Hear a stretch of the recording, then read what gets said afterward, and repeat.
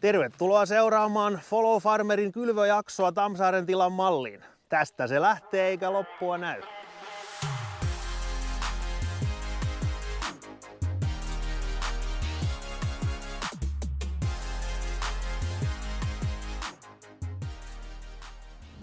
Meille kylvöt ei ole mikään sellainen sesonki tai rutistus, vaan ne on sellainen pitkäkestoinen suoritus, ultrajuoksu, minkä perään on sitten heti tiedossa lisää maratoneja ja juoksuja. Eli me aloitellaan varhaisvihannesten kanssa heti kun pellolle pääsee maalis-huhtikuussa. Pikkuhiljaa ruvetaan kylvämään porkkanaa, sipulia, perunaa. Sitä mukaan kun pelto ja kylvökunto siitä sitten valmistuu. Ja vilja tulee jossain vaiheessa mukaan kuvioihin sitten toukokuun alussa. Ja koko ajan touhutaan kaikkien kasvien parissa, ettei me sen enempää ruveta priorisoimaan mitään toisten edelleen, vaan kaikki koitetaan tehdä ajallaan niin kuin pystytään. Totta kai kompromisseja joudutaan sitten tekemään, kun 3 eri kasvin, 4 eri kasvin kylvinkoneet liikkuu samaan aikaan.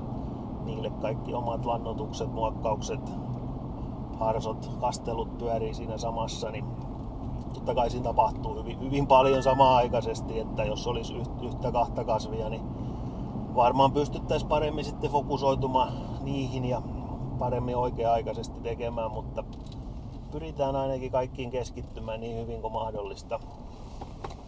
Ja kyllä ne siitä sitten pikkuhiljaa valmistuu aamuhämäristä iltahämäriin kun touhutaan, niin pikkuhiljaa valmiiksi sitten saadaan siihen mennessä kun sadonkorjuu alkaa.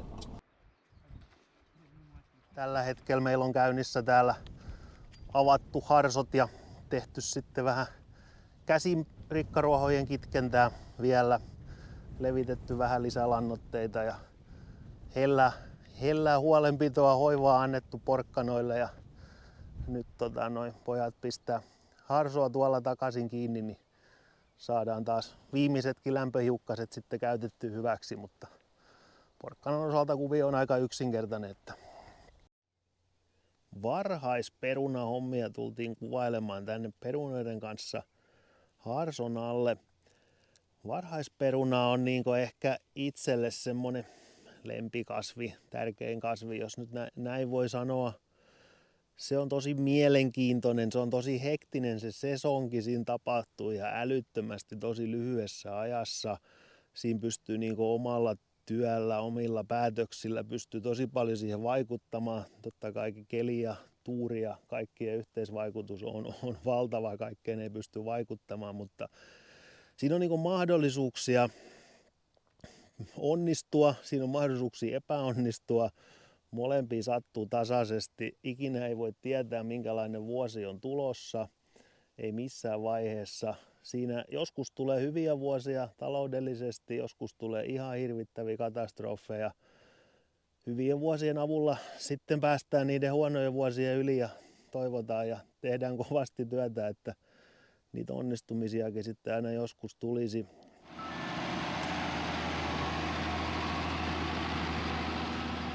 Ja nyt ollaan perunan istutuksessa täällä Mynämäellä ja katsotaan vähän, että minkälaisilla vehkeillä täällä istutellaan. Eli meidän istutusyhdistelmänä on 4-rivinen nostolaite. Istutuskone, mikä on tavallaan ehkä vähän harvinainen, mutta meillä on kuitenkin paljon pieniäkin peltoja, niin nostolaitekone on niissä aika ketterä. Päisteessä saadaan tehty pienet päisteet ja niin edespäin. Edessä meillä on tämmönen vanhempi Nordstenin etusäiliö, mikä puhaltaa lannoitteet putkia pitkin tonne taakse. Ja sitten takana on tosiaan tämmönen vähän vanhempi Grimme istutuskone.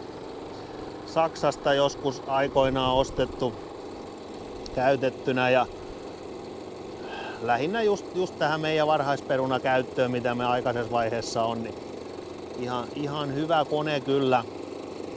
Elikkä perunat on täällä, tällä hetkellä ajetaan tämmöstä vähän pienempää Annabelleä tällä hetkellä. Ja tosiaan perunat kipataan tähän säiliöön ja 4 kuppihihnaa, mitkä sitten ottaa perunat sitten tuolta alhaalta ja pistää ne yksitellen maahan.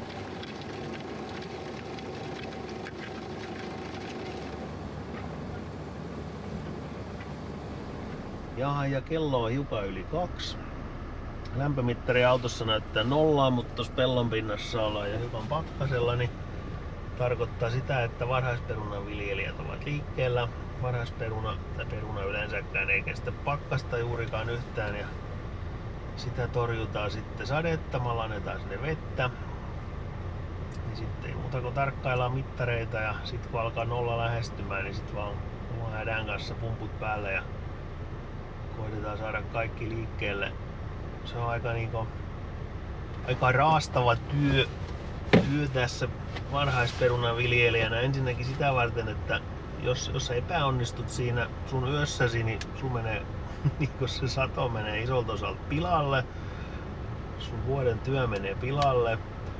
Ja sit vielä kun tosiaan on pakkasta ja käytetään vettä, niin jokainen ymmärtää, että mikä ongelma siinä sitten niin helposti tulee. Plus sit, että on niin täysin säkki pimeää keskellä yötä. Ja eikä siinä mitään, jos ei tarvitsisi mitään muuta tehdä kuin näitä hallakasteluita, niin vois päivisin tuolla sitten nukkua ja keitellä kahvia termokseen valmiiksi, mutta kun ei se oikein nykypäivänä mene silleen, vaan iltavuorosta hypätään yövuoroon ja yövuorosta sitten taas aamuvuoroon, kun sitten taas aamulla kaikki hommat lähtee liikkeelle, niin kyllä siinä sitten vähän täytyy olla skarppina.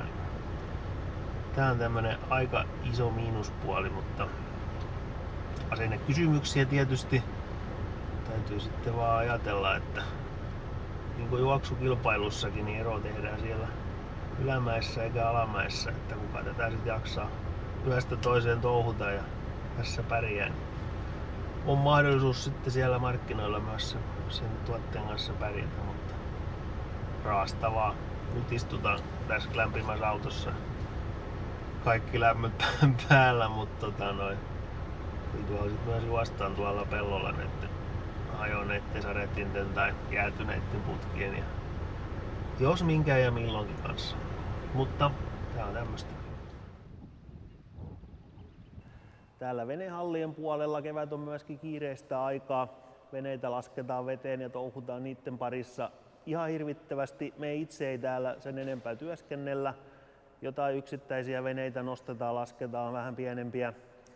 Ja sitten jotain pohjamaalauksia vähän tehdään ja moottorihuoltoja ynnä muita, mutta pitkälti huoltomiehet käy huoltamassa ja fiksarit fiksailemassa. Ja ihan mukavaa vaihtelua siis se mitä näiden kanssa vähän puuhastellaan, niin siihen peltotyöhön nähden niin ihan hauskaa sitten vähän sitten erilaisiakin hommia tehdä sitten aina silloin tällä muiden töiden lomassa.